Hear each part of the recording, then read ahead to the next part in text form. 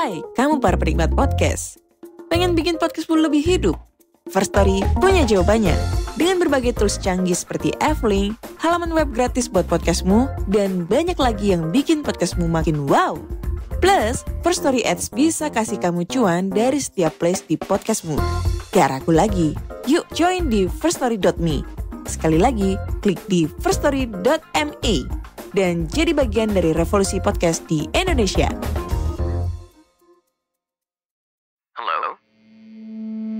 Hello? Podcast Network Asia. Lisih wangi, seliramu tuh makin sirno. Ojo tangi kanmu guling, awas jok ngetoro. Aku lagi bang, wingo. Yen setan kang tak utusi, dudu sembarang, ojo lali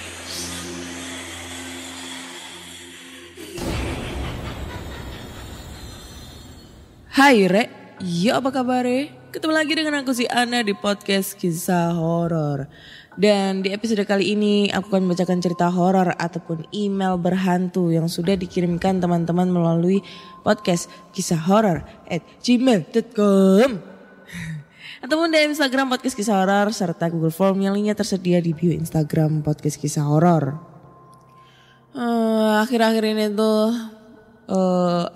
jarang banget update cerita terbaru karena capek karena bukan capek untuk nge-podcast, bukan karena capek kesibukan sehari-hari gitu ya, karena akhir-akhir ini tuh sibuk banget. Terus di satu sisi lain itu kalau tiap pulang kerja itu kan selalu kehujanan tuh, jadi tuh kayak badanku tuh kayak sakit semua gitu, meriang. Kalau udah nyampe rumah gitu udah bawaannya pengen tidur terus gitu. Padahal kan kalau gue take itu kan selalu di atas jam 12. Itu kan kadang gue susah tidur gitu kan. Ini sekarang gue kayak tiap nyampe rumah langsung ngantuk tidur. Kayak gitu terus. Jadi gak ada waktu untuk typing podcast terbaru gitu. Tapi untuk hari ini tuh gue semangat banget. Kenapa gue semangat? Karena tadi sebelum take podcast itu gue dikirimin sama temen itu topoki gitu ya.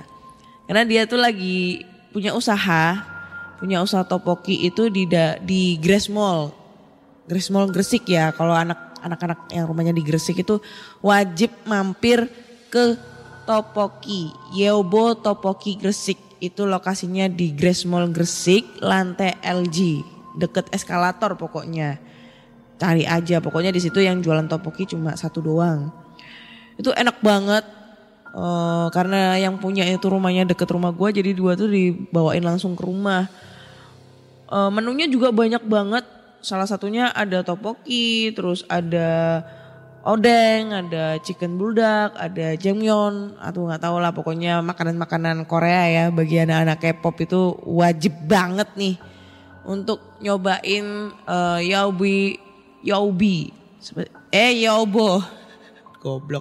Yeobo Topoki Gresik. Itu lokasinya ada di Grace Mall Gresik, lantai LG, deket sama eskalator atau jual-jual baju lah di situ. Gitu. Enak banget sumpah. Kalian bakal ketagihan dah ke sana. Ya wajib datang ke sana tuh, enak banget sumpah. Kalian bakal ketagihan.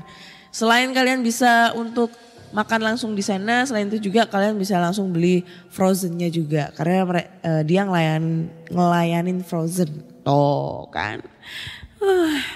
Jajanan Korea zaman sekarang itu lagi digemarin anak-anak zaman now gitu. Tapi kalau kalian gak nyoba rugi, ya kan? Terus gue juga lagi seneng nih karena sekarang podcast Kisah Horor mau menuju 1 juta, bukan listener, 1 juta plays. Wah, gak kerasa ya, hampir 3 tahun ini PKH itu udah menemani kalian semua dengan ratusan cerita horor yang udah gue bawain. Ratusan cerita horor yang masuk ke email PKH. Dan juga ribuan orang, bahkan puluhan ribu orang yang ngedengerin PKH atau podcast horor yang tidak berfaedah ini. Aku juga mau ngucapin terima kasih banyak buat teman horor nih yang udah setia nih ngedengerin podcast kisah horor sampai detik ini ya. Pasti kalian bakal menunggu giveaway kan? Ya tunggu aja, kan bentar lagi juga ulang tahunnya PKH ya, yang ketiga. Jadi giveaway-nya nunggu kalau ulang tahunnya PKH aja dah. Nggak usah sekarang, terlalu cepat ya. Ngumpulin duit dulu buat ini, buat bikin giveaway. Biar tidak mengecewakan para pendengar PKH. Oke, tanpa berbasa-basi lagi mari kita bacain cerita-cerita horor yang udah masuk nih ya. Dan cerita pertama ini datang dari DM Instagram ya. Judulnya adalah Sopo Kui. Sopo Kui? Yo embo, kui sopo? Kalau bahasa Indonesianya siapa itu ya? Halo Mbak Ana, masih dengan aku Widya. Kayak biasa aku bakal cerita tentang pengalaman horor orang-orang di sekitarku. Ya karena aku gak punya pengalaman horor sendiri, hehehe. Aku ini kayak Mbak Ana, antara percaya dan gak percaya sama hal goib. Aku pernah beberapa kali ngerasain hal berbau mistis. Tapi aku selalu ngerasa aku cuman halu dan aku selalu bisa cari alasan yang nalar kalau aku gak lagi ngalamin kejadian mistis. Dan itu pun aku ngalaminya jarang banget, sampai bisa dibilang kayak gak pernah ngalamin.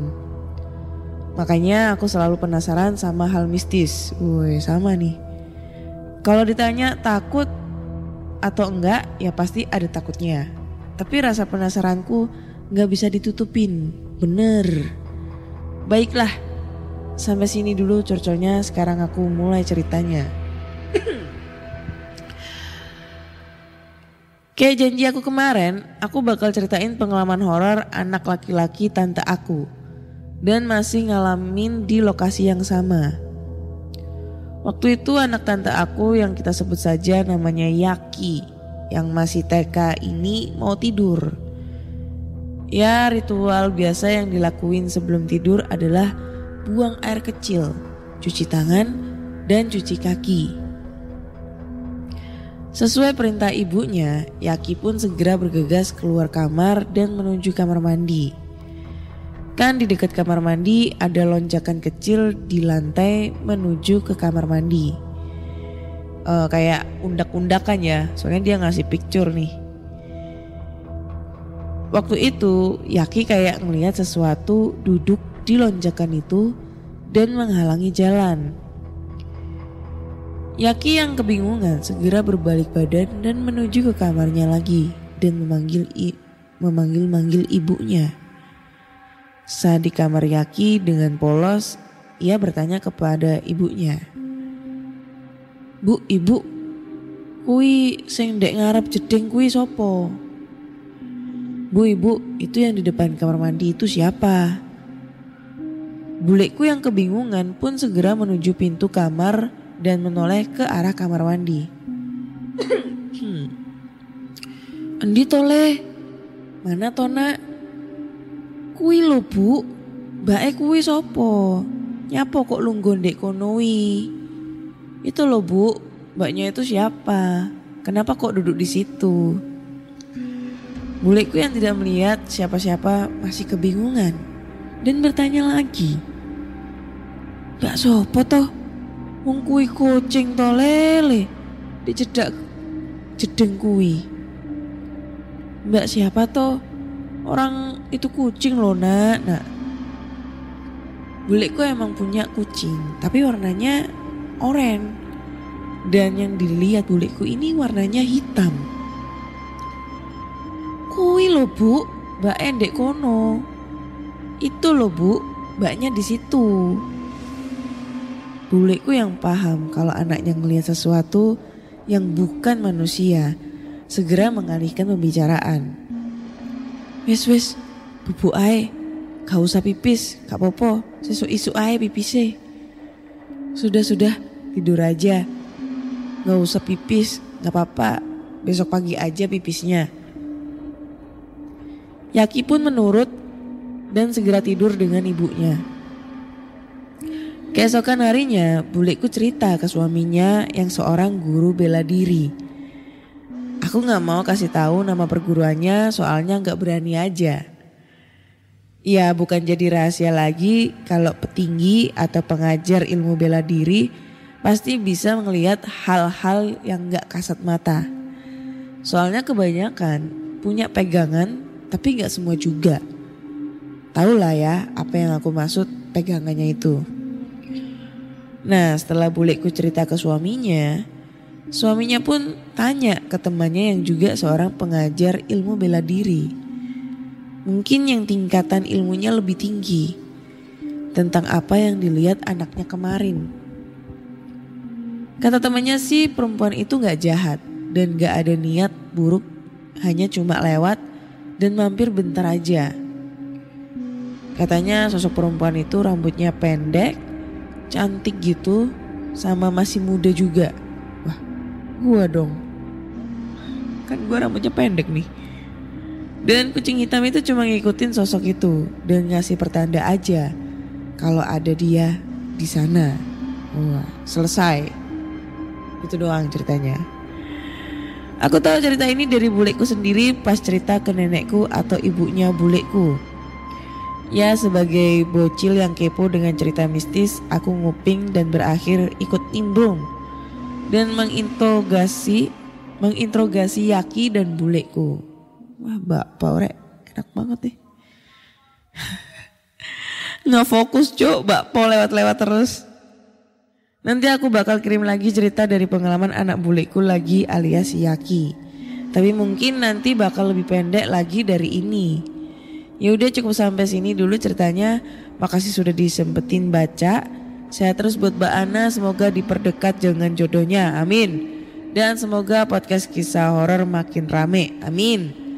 Dan buat yang gak senang gak usah banyak kecot. Ini kalau ngomong kecot ini gue bisa meleset jadi biarkan Mbak Ana yang dengan kenaturalannya yang selalu ngasih pendapatnya sendiri dan roastingannya. Kalau menurut dia kadang ceritanya gak masuk akal, gak setuju, sini loh semua duel kita. Anjay. Ya makasih siapa namanya Widya buat ceritanya ya. Wah, mau ngajakin duel nih Widya. Jangan, biar aku aja, kamu jangan ya. Thank you buat Widya. Ya kita sama-sama agak sedikit skeptik dengan hal-hal yang mistis. Gue dibilang skeptik itu nggak begitu skeptik banget ya. Cuma lebih kayak gue bisa mempercayai itu dengan real kalau gue ngelihat dengan mata kepala sendiri gitu ya. Maksudnya ngelihat sosok itu di depan gue.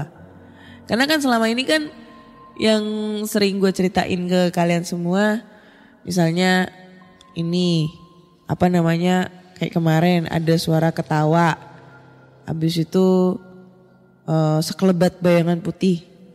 Nah tapi kan sekelebat bayangan putih itu kan cepet banget, wush gitu kayak apa sih kayak kain dikibar gitu. Dan yang suara ketawa itu kan emang gue nggak ngeliat wujudnya gitu kan. Jadi kayak gue tuh kayak masih meragukan hal itu. Itu makanya gue tuh agak kayak kurang percaya kalau gue nggak ngeliat di depan mata gue sendiri. Gitu guys. Ya. Tahan dulu nih. Oh sebelumnya si Widya nih ngirim cerita ya. Belum gue bacain coy. Ya gue bacain yang cerita terakhir lagi. Gak apa-apa lah. Cerita yang sebelumnya punyanya Widya nanti dibakalin di next episode ya. Gue gak lihat sih. Maaf. Jadi langsung aja ke cerita berikutnya. Dan cerita ini datang dari email.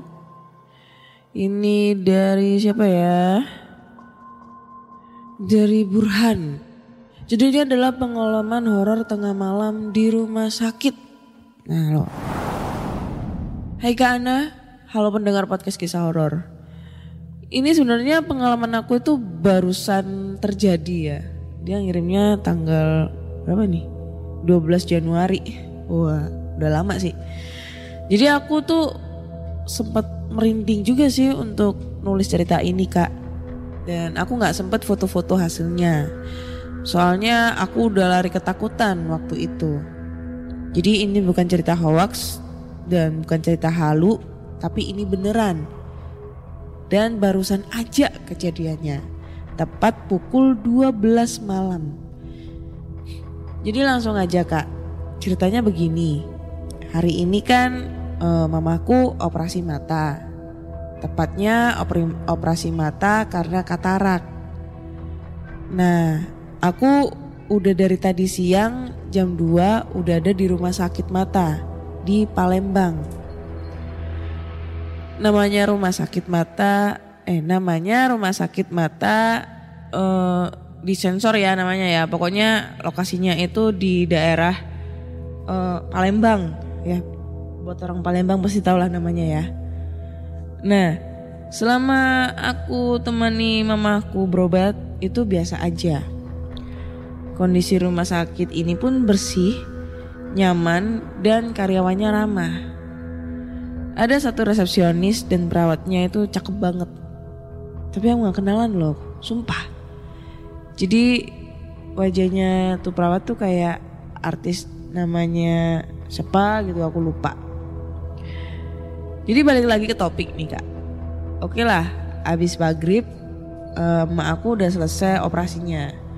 Nah, setelah dioperasi, mama aku itu nginep di ruang perawatan lantai 2. Aduh, sumpah kucing gue berisik banget. Sesampai di ruang perawatan, mama aku tuh minum obat, makan malam, dan tidur. Saat itu pukul 10 malam. Pada jam 10 itu, mamaku dan bapakku, soalnya yang jaga mamaku adalah bapakku di ruangan itu udah tidur semua. Dan aku sibuk browsing. 1 jam baterai HP aku itu habis. Di dalam ruangan gak ada colokan listrik. Terpaksa aku keluar ke ruang lobi lantai 2 dekat TV. Kebetulan gak ada yang nonton TV. Jadi aku cabut tuh colokan TV, terus aku gantikan kabel laptop, bukan HP, laptop ya. Selama aku browsing dengan kabel itu, aku gak merasakan gangguan apa-apa. Namun menjelang pukul 23:25, aku dengar ada pintu kebuka. Aku langsung celingak-celinguk sekitar lobi. Siapa tahu ada suster lewat, tak ajakin kenalan gitu maksud aku. Nah, pas aku dengar pintu kebuka, aku gak lihat siapa-siapa. Dalam hati aku pikir, palingan ada tamu yang keluar ruangan terus gak jadi. Akhirnya aku lanjutin deh browsing lagi.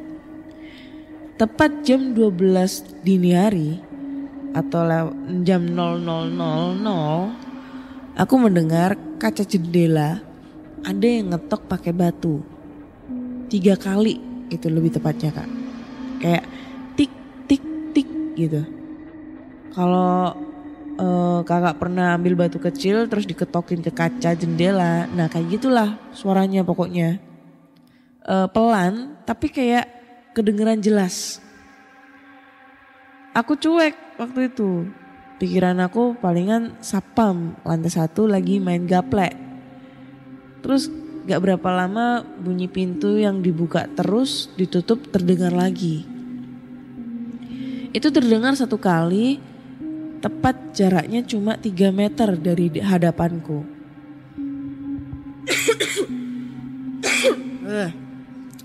Di hadapan aku itu ada 2 ruang. 1 ruang sebelah kiri, gak tahu ruangan apa. Dan satunya lagi sebelah kanan itu adalah WC umum. Nah, aku mendengar pintu kebuka dan ditutup lagi itu dari WC umum.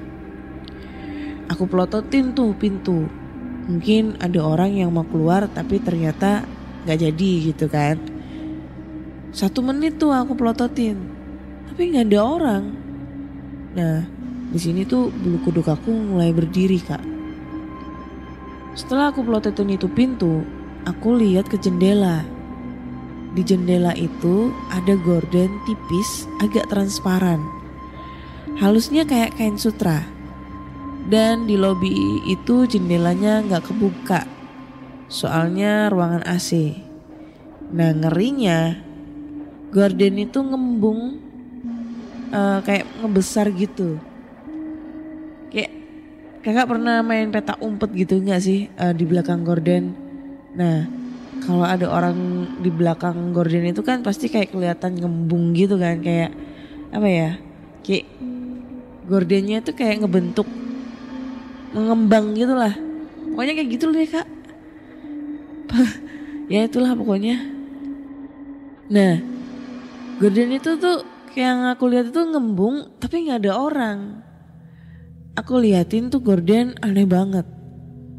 Terus pelan-pelan dia kempes sendiri. Aku pikir, oh paling jendela kebuka sedikit, ada angin terus ketiup.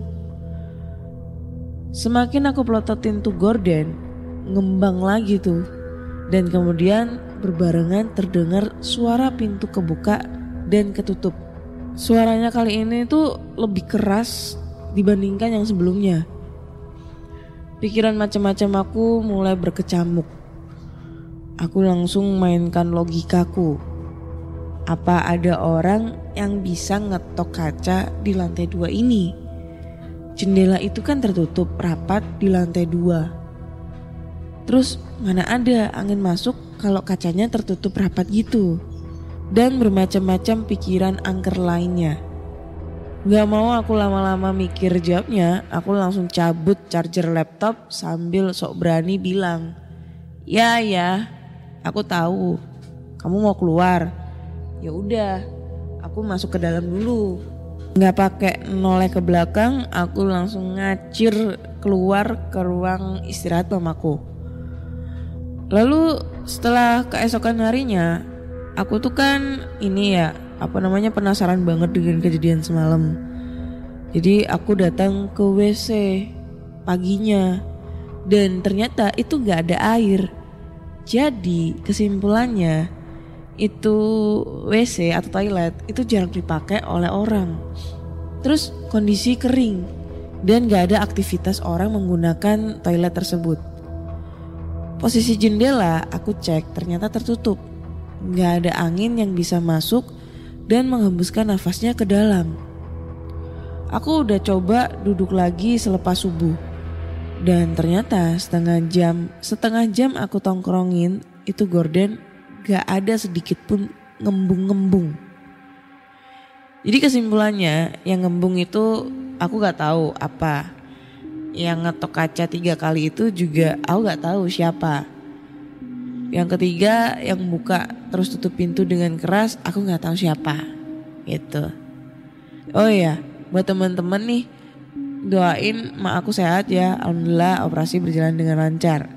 Lain kali aku mau coba lagi, tapi dengan mental kuat untuk duduk di lobi rumah sakit ini sambil browsing sendirian sampai tengah malam.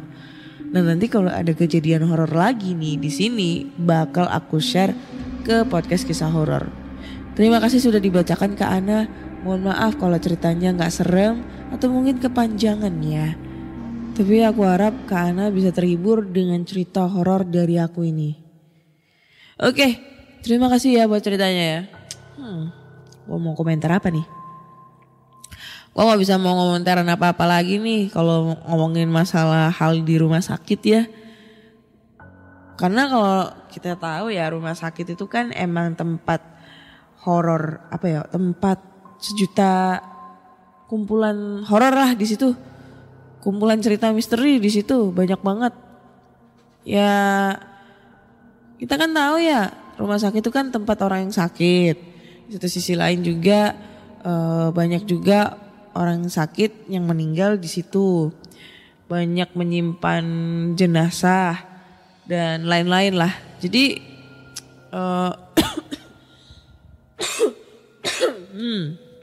Horornya itu kayak kerasa banget ya. Cuma nih yang bikin gua agak gimana gitu. Ini kan rumah sakit mata ya. Otomatis kan cuma buat ngobatin mata nih ya. Jadi kan penyakitnya juga mata doang.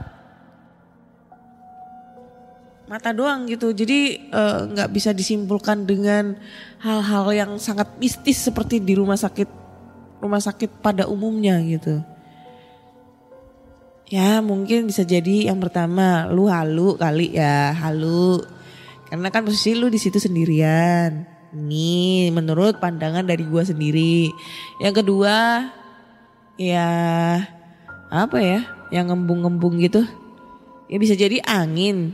Cuma kan lu gak tahu ya, angin di pagi hari sama di malam hari itu kan beda. Kalau malam itu kan polusinya tuh kan jauh lebih bersih, ya kan? Kalau malam itu kan malam itu apa? Pohon mengeluarkan karbon dioksida ya? Atau mengeluarkan oksigen? Gue lupa. Pelajaran biologi.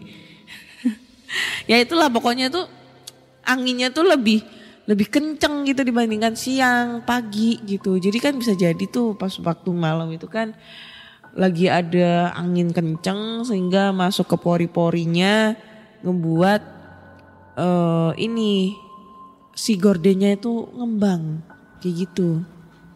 Itu bisa jadi. Nah bisa jadi juga itu yang ngebuat pintu toiletnya itu kebuka ketutup sendiri karena hempasan angin itu. Bisa jadi. Kan gue gak tahu ya, ini kan pakai nalar otak gue sendiri.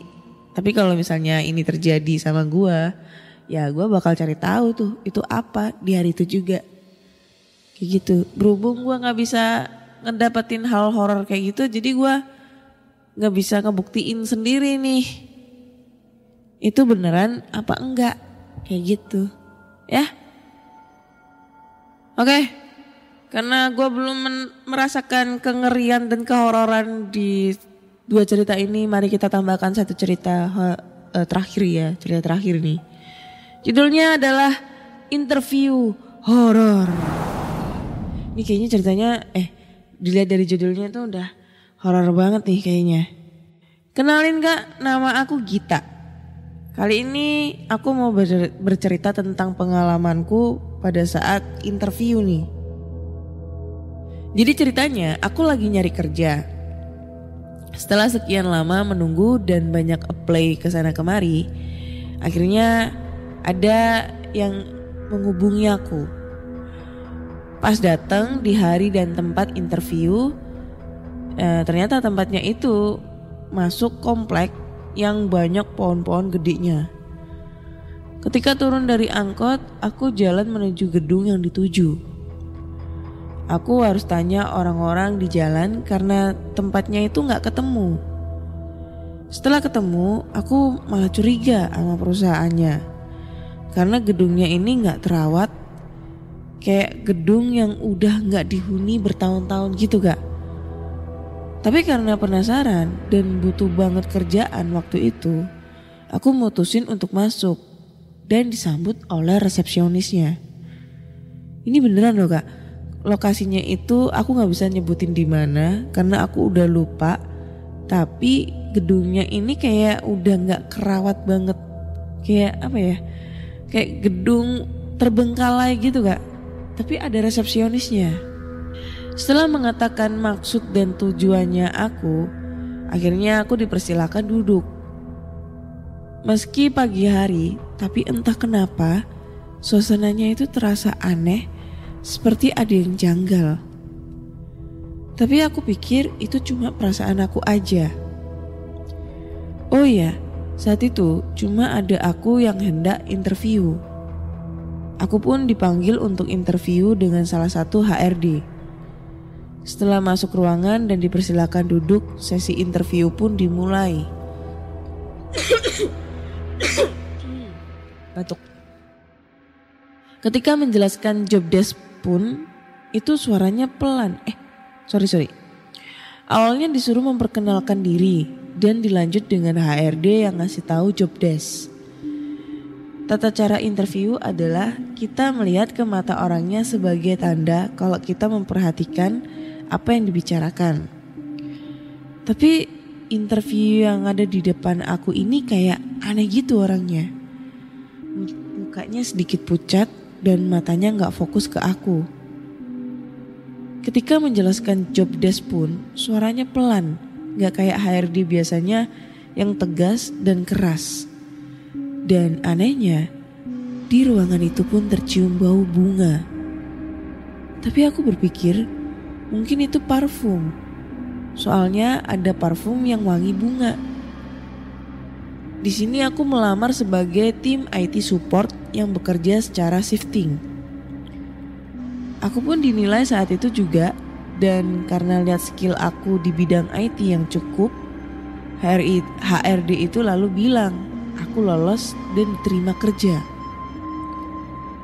Aku senang, ternyata hanya ada interview HRD saja, gak ada yang namanya psikotes dan interview user 1, user 2, bahkan user 3 yang biasanya aku jalani saat interview kerja. Setelah selesai interview, aku disuruh untuk tidak pulang dulu dan menunggu di ruang tunggu karena akan ada penandatanganan kontrak. Aku pun keluar dari ruangan itu dan hendak ke ruang tunggu. Aku kaget ketika ruang tunggunya penuh. Orang-orangnya pakai baju hitam putih dan kepalanya kebanyakan menunduk. Ada sih yang enggak dan sempat senyum ke aku. Karena penuh, aku akhirnya duduk di luar. Aku duduk di emperan gedung itu menunggu lama banget sampai akhirnya aku ketiduran. Aku terbangun ketika dibangunin satpam. "Mas, ngapain tidur di sini?" Aku jawab, "Habis interview di gedung ini dan lagi nunggu tanda tangan kontrak, Pak." Pak satpam itu pun heran dengan jawaban aku. Terus dia ngejelasin kalau gedung ini udah puluhan tahun kosong. Dulu banget memang pernah dijadikan kantoran, tapi kemudian ditinggalkan mendadak. Aku yang gak percaya pun bingung dan lihat masuk ke belakang, dan beneran aja Kak. Begitu aku buka pintunya, ruangannya kosong, bangku dan mejanya pun berantakan. Aku pun langsung lari sambil pamit ke Pak Sapam tersebut. Itulah sedikit pengalaman aku saat mencari kerja. Aku sampai sekarang juga heran dan gak habis pikir, kok bisa makhluk-makhluk seperti itu menunjukkan eksistensinya di pagi hari? Apa mungkin karena jalanan di tempat itu sepi? Lalu kenapa orang-orang yang aku tanyain alamat gedung itu gak bilang ke aku kalau gedung itu udah lama kosong? Gitu. Makasih ya Gita buat ceritanya. Nih kalau gue jadi dia ya, anjay, serem coy. Kita interview tapi yang interview hantu. Wah, HRD-nya hantu coy. Apakah di dunia goib itu ada yang namanya perkantoran gitu ya? Tapi yang gak habis thinkingnya tuh kok bisa gitu ya? Aduh, gue kayak susah untuk dinalar gitu. Kok bisa gitu? Dia bisa interview langsung sama hantu, terus pas bangun tiba-tiba kantornya itu jadi berantakan. Kayak ini gue pernah dengar cerita, siapa ya? Kayak cerita, ada salah satu pencerita atau mungkin gue dengar dari cerita orang. Tapi ini ceritanya itu kantornya itu di Menara Saida. Itu kan kita tahu ya, Menara Saida itu perkantorannya yang sudah horor banget sampai sekarang dan susah banget untuk orang-orang masuk ke lokasi tersebut. Karena waktu gue ke Jakarta kemarin, yang waktu ada project sama Mr. Popo itu kan, gue sempet penasaran banget sama yang namanya Menara Saida ya. Dan pada saat mau ya bukan masuk sih, lebih kayak celinguk gitu di depan kantor tuh udah disamperin satpamnya sih, security-nya kalau kita nggak boleh masuk. Padahal kita emang nggak mau masuk sih, cuma kayak ngelihat oh ini menaranya, gila serem, angker. Karena waktu itu gue ngeliat tuh gelap banget. Kayak nggak ada lampu penerangan sama sekali. Lampunya tuh cuma di pos security-nya aja. Sama di halaman depan gitu doang. Tapi di menaranya itu gila, gelap banget. Nggak dinyalain lampu satupun. Itu tinggi banget. Wah, kalau gue bisa explore di situ keren coy. Wah, tapi nggak boleh kemarin ke sana. Anjir, sayang banget. Aduh. Oke deh, kayaknya cukup sekian dulu cerita di episode kali ini. Bener gue itu cerita terakhir ini horornya dapet. Walaupun memang gak bisa bikin gue merinding. Gue bisa gue bisa ngerasain cerita merinding itu di episode, gue lupa yang episode ke berapa, cuma itu ceritanya tentang pengalaman pendengar yang dihantuin kuntilanak di rumah bosnya. Wah, itu serem coy, sampai gue merinding tuh ngebacainnya. Kalau ini gue gak merasa merinding, cuma ini menurutku serem banget kalau sampai kita kejadian beneran gitu kan, di interview sama setan. Wih, keren. Buat teman-teman nih yang punya cerita-cerita yang serupa nih, kalian bisa langsung aja kirim cerita kalian ke podcastkisahhoror@gmail.com atau DM Instagram Podcast Kisah Horor serta Google Form yang linknya tersedia di bio Instagram Podcast Kisah Horor. Dan sekarang di Spotify itu gue baru tahu udah bisa ninggalin komentar dan tanya jawab tuh. Nah nanti gue buka tuh forumnya ya, tanya jawab di Spotify. Kalian bisa langsung komen aja, nanti komenan kalian bakal gue bacain. Ya gitu guys. Dan jangan lupa dengerin Podcast Kisah Horor selalu di Spotify, Google Podcast, Apple Podcast, Noise, Pogo, Reso, dan di platform podcast kesayangan kalian. Jangan lupa nyalakan tanda lonceng notification agar kalian selalu update tentang cerita horor terbaru dari Podcast Kisah Horor. Akhirnya saya Ana undur diri dan terima kasih sudah mendengarkan. Bye-bye. Apakah kalian tertarik untuk mendengarkan cerita pengalaman horor? Wah, gila sih. Dari narasumber terpercaya? Jangan ragu, bersama saya Fajar Aditya mampir ke podcast RJ5 yang akan tayang setiap Senin, Rabu, dan Jumat untuk memenuhi asupan horor kalian semua. Saya tunggu kedatangannya.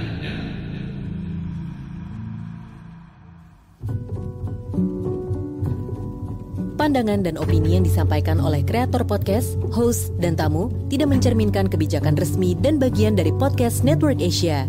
Setiap konten yang disampaikan mereka di dalam podcast adalah opini mereka sendiri dan tidak bermaksud untuk merugikan agama, grup etnik, perkumpulan, organisasi, perusahaan, perorangan, atau siapapun dan apapun.